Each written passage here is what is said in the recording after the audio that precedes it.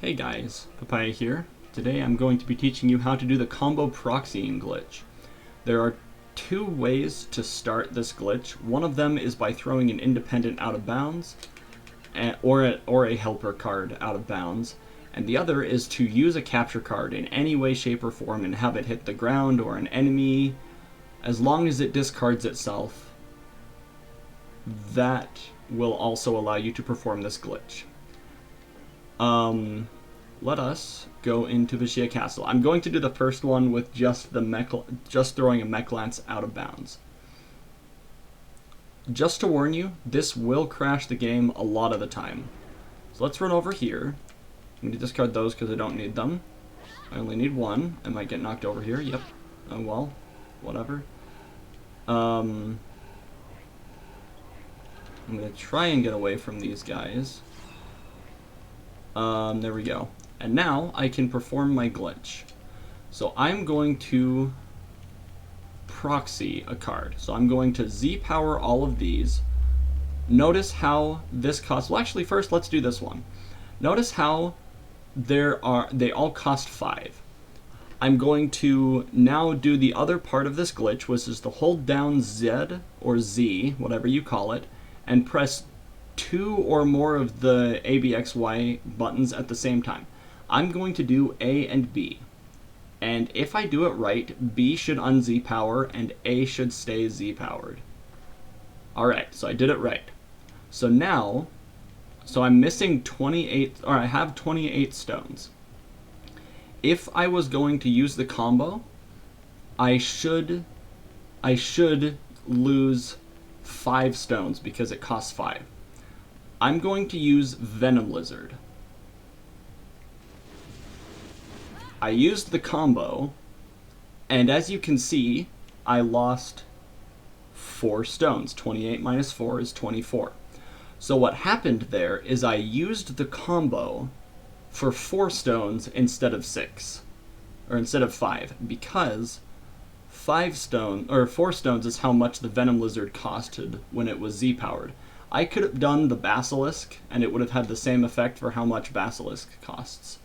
Alright, now to make things simple, we're actually going to not go into here because we're going to get attacked by birdmen all the time, so we're going to go into Kandari Fortress, because that I know is safe. Or actually, let's go to Noblemen's. So next I'm going to show you the actual proxying of the card, and actually I want to do... Nah, we'll do this. If it crashes, I'm very sorry. Let me turn down the game volume just a little bit so that you don't go deaf. Alright, so we're going to discard to our capture card. This is the other method of doing it. So we do that, we wait for it to discard, and then... There we go. So now we have this. This really might crash. I'm sorry if it does. So I'm going to do the exact same thing, A and B, while holding Z. So I'm holding Z, I'm going to hit A and B at the same time. Boom. Okay, I did it right again.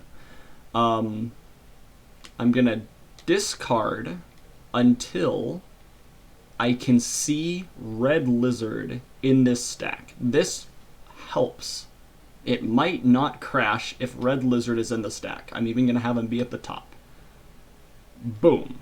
Okay, I've Z-powered both at the same time. I use the combo. I don't even have him in my hand. I don't even have him in my hand at all. I also just used the combo for 12. FYI. So yeah, and I cannot use... I'm hitting X.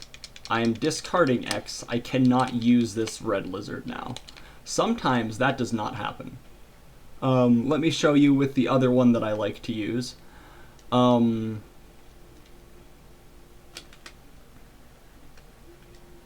me just get rid of the ones that I don't need. This is probably my favorite one just because of how it does things. In fact, let me just do this.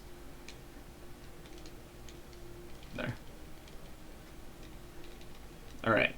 So basically, from what I understand, which is not the full extent of what is going on, but it's my theory on it.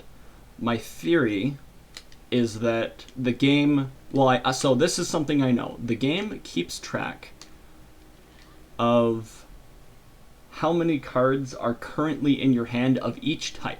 So right now I have 2 mech lances. So the mech lance variable is 2. The vampire bush variable is 1 because I only have 1, and the great turtle variable is 1 because I only have 1 still.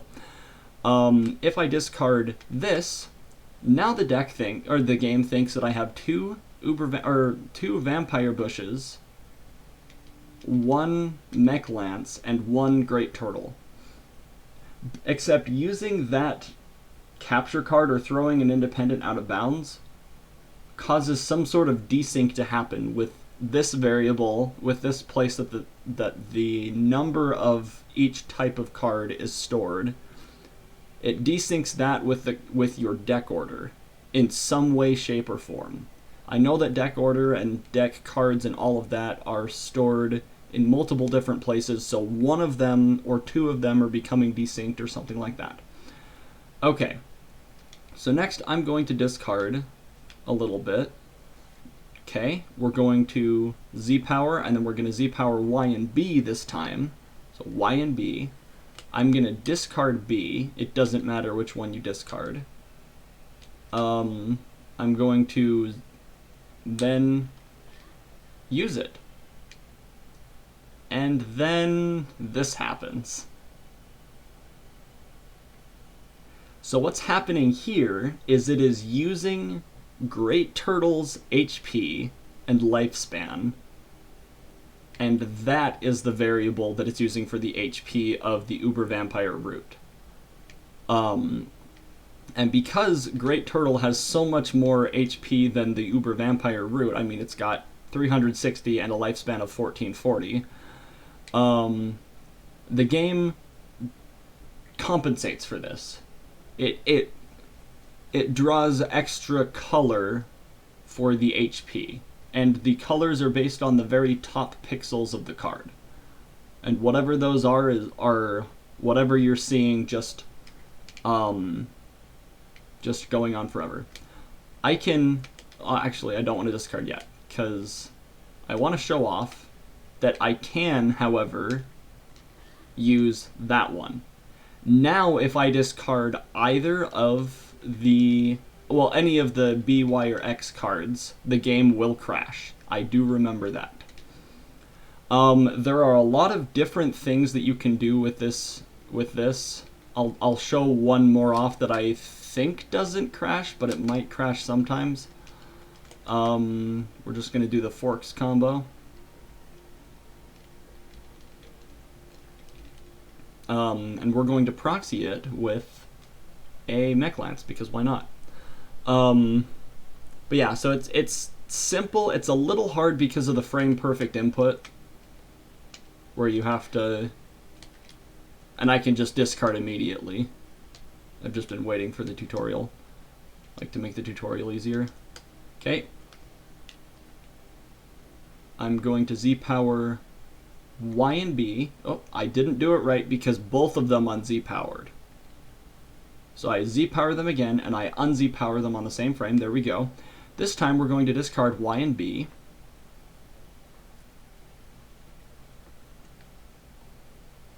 We're going to Z-power those again. And we're going to use the forks combo. Oh, and the game crashed. Okay. So that time the game did not like it. I think now that I remember this, 4 orcs does crash a lot if you do it, for whatever reason. I know this crash happens partially because one of the variables gets set to -1 that keeps track of how many cards are in your hand of each card type. Let me, this is a hard crash, by the way, so I gotta do that. So right then I had 2 orcs and I had 2 mech lances. Because there were 2 mech lances, but the combo requires 4 orcs, and it uses the combo even though I don't have them. So it goes from 2 orcs to 1 orc, sorry, 2 orcs minus 4 is -2. Yes, I said that right. Okay. And I have to set this up again to show anymore.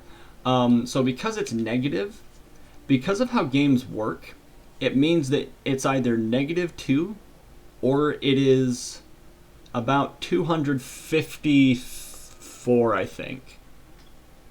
And I'm not sure which it is. I don't know how to tell the difference between them. Let's try the Mandras combo.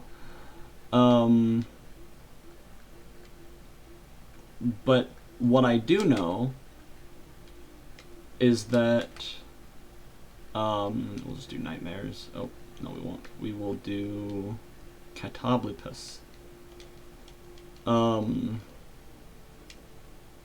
What I do know is that that is part of why the game crashes. It's either that it has so many, or that it's using cards that it doesn't have, and it doesn't like that. Probably pretty similar to why games usually crash when models glitch out. It's trying to use model triangles that it doesn't actually have. Okay. Now we will discard these guys. This might crash. Regardless of whether it crashes, this will be the end of the video because I've explained just about everything that we understand about it. Oh, the other thing about it... Are we good? Are we good? We're good. Nice. Can I use Mandra? No, I cannot. I cannot use or discard Mandra. Oh, actually, I'll show that off. The only other two things that we know about this are, one, the thing that I'm about to show you, and two, the US version and the PAL versions glitch out the game differently. In the US version, the game will always crash if you do this on the time stop combo. Whereas in the PAL version, if you do it in the PAL version, the game will be just fine with it. It will spawn in either the butterfly or the bird. And I don't know as much about this. You'd have to ask Dan about this. Yes, and I can use the Mandragora now that I've used this deck point for whatever reason. So that's one of them. And then the other thing is PAL actually gets an infinitely lasting time stop, because the HP is based on the running bird, I guess, and not the golden butterfly, but only the golden butterfly spawns. So it's stuck in place, and obviously can't move around, and you just have an infinitely lasting time stop until you discard the butterfly. That's going to do it for this video. I hope that this was informative, and if we have any breakthroughs, then I will make another tutorial on this that will hopefully help out. Thank you for watching, take care, and I'll see you later.